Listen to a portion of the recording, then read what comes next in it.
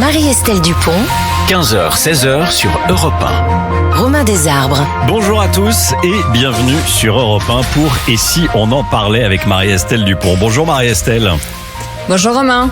Votre regard de psychologue clinicienne sur l'actualité et sur les choses de la vie à retrouver chaque jour entre 15h et 16h sur Europe 1 et en podcast sur l'application Europe 1.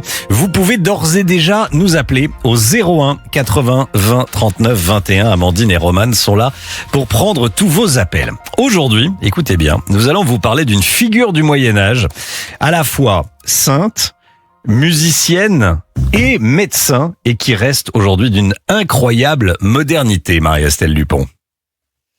Oui, en ces temps de clivage, de manichéisme, d'invectives permanentes dans le débat, j'avais envie de reprendre mon inspiration en me tournant vers une figure féminine que j'admire depuis si longtemps que je ne me rappelle plus vraiment comment je l'ai découverte.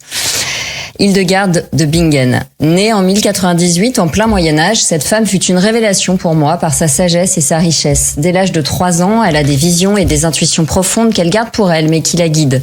Abbesse, mystique, médecin, connaissant les plantes aussi bien que la philosophie, compositrice et théologienne, elle incarne pour moi le féminin accompli, celui qui unit, réunit les disciplines au lieu de les opposer, sans jamais les confondre. Lumineuse, écoutant ses intuitions avec rationalité, chercheuse, pédagogue, elle représentait pour moi une intelligence totale, capable d'embrasser le spirituel, le scientifique et l'artistique, sans jamais les séparer. Dans ses recherches médicales, elle parle déjà au XIIe siècle de l'importance de l'alimentation, d'une approche globale qui soigne l'âme et le corps, et de remèdes contre la dépression. Visionnaire, Hildegarde rencontrait évidemment des résistances chez les puissants de l'époque, dont l'ego boursouflé supporte mal qu'on bouscule l'ordre établi et qu'une femme passe si facilement de la théologie aux décoctions et des conseils alimentaires à la composition musicale. Mais sa foi la rend courageuse et elle rappelle aux papes et politiques leur mission lorsqu'ils l'oublient. Hildegarde tient entre ses mains, je crois, toute la puissance du féminin, le modèle de femme que sans doute nous sommes toutes appelées à être, incarnée, spirituelle, rationnelle et sensible. Et pour en parler, j'ai la joie de recevoir le docteur Odile Myriam Ouaché qui nous en parlera mieux que personne. Bonjour Odile Myriam, merci d'être avec nous. Bonjour Marie-Estelle. Bonjour, merci beaucoup d'être là. Merci.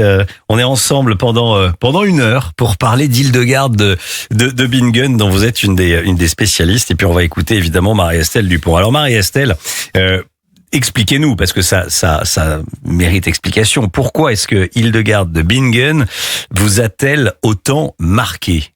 Dites-nous. Elle m'a marqué quand j'étais petite. Je me rappelle pas très bien d'ailleurs comment je l'ai découverte, un peu par hasard certainement. J'étais frappée par sa capacité à unifier justement des disciplines qui moi me fascinaient, mais que je trouvais très fragmentées dans la modernité.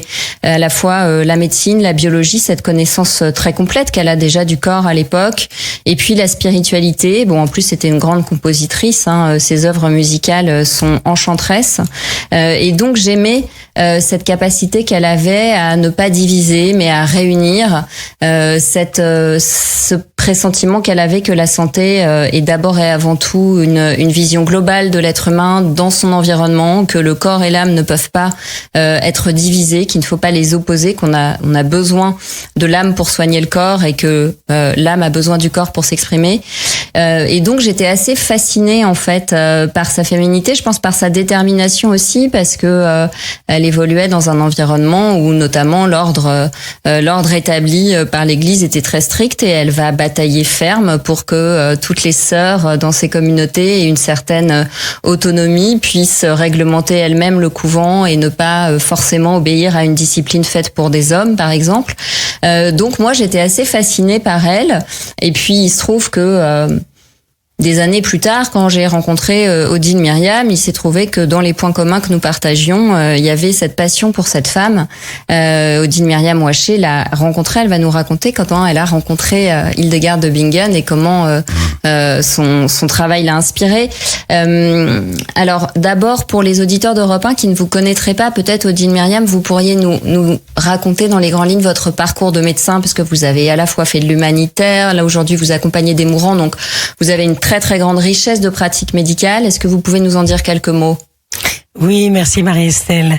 C'est vrai que oui, j'ai un parcours, on va dire, démultiplié.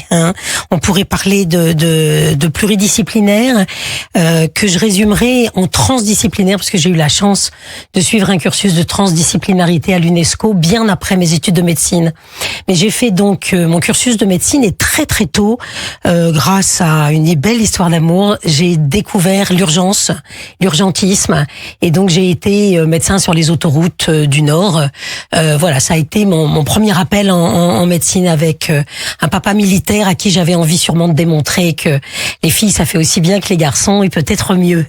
Voilà, ça c'est le départ. Et très très tôt, grâce à ce cursus d'urgence, j'ai découvert, je me suis inquiétée et préoccupée pour la problématique de la douleur qui à l'époque était très secondaire. Et cela m'a permis de découvrir des tas d'autres outils thérapeutiques et diagnostiques, notamment ce qu'on appelle les médecines non conventionnelles, que j'ai découvert plus tard en allant faire également donc cette médecine humanitaire qui m'a emmenée en Asie, en Amérique du Sud, dans beaucoup d'endroits du monde, en Afrique aussi, et où j'ai découvert des outils thérapeutiques, encore une fois diagnostiques, différents de ce qu'on m'avait appris à la faculté et totalement complémentaires. Et vous avez dit une chose très importante, Marie-Estelle, il ne s'agit pas d'opposer quoi que ce soit à qui que ce soit et à quoi que ce soit. Il s'agit de prendre effectivement, c'est peut-être, je vais faire un petit saut quantique, j'ai aussi fait de la physique, mais je vais faire un saut quantique pour parler de ce que je fais aujourd'hui, de l'outil que j'ai créé pour essayer de mieux comprendre qui nous sommes. Ça s'appelle les 4 piliers de l'être, et avec un regard sur le corps physique, celui qu'on apprend à la faculté, sur le corps mental, la réflexion, le social et le sociétal, le corps psychique et le corps spirituel ou le corps de sagesse si besoin. Et évidemment, l'important, c'est la synthèse. C'est ça qui nous permet d'aller bien dans tous les sens du terme, et sur ces 4 piliers. Et quand j'ai rencontré Hildegarde, je me suis aperçue qu'elle avait effectivement divisé, elle aussi, en 4, son intérêt pour l'être humain sur ce plan physique, psychique, mental et spirituel. Et ça a été, voilà, aujourd'hui, c'est vrai que ce qui m'intéresse beaucoup, j'ai fait le cursus de psychosomatique également pour essayer de comprendre le lien entre le physique et le psychique. Au Canada, un mot est utilisé